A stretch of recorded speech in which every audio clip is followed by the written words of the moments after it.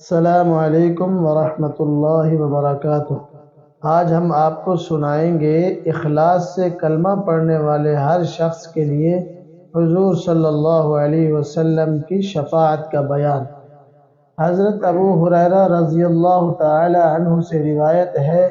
کہ میں نے حضور نبی اکرم صلی اللہ علیہ وسلم کی بارگاہ میں عرض کیا، آپ کے رب نے آپ کو شفاعت کے بارے میں کیا فرمایا ہے؟ آپ صلی اللہ علیہ وسلم نے فرمایا، اس ذات کی قسم جس کے قبضہ قدرت میں محمد صلی اللہ علیہ وسلم کی جان ہے، مجھے یقین تھا کہ میری امت میں تم ہی سب سے پہلے مجھ سے اس بارے میں سوال کرو گے،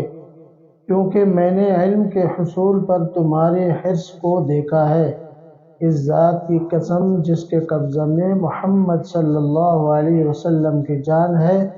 جنت کے دروازوں پر اپنے امتیوں کو جنت میں داخل ہونے کے لیے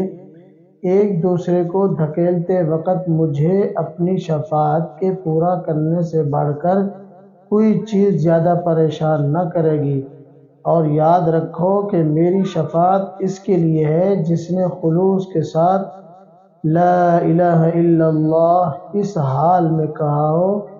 کہ اس کا دل اس کی زبان کی تصدیق کرتا ہو اور اس کی زبان اس کے دل کی تصدیق کرتی ہو۔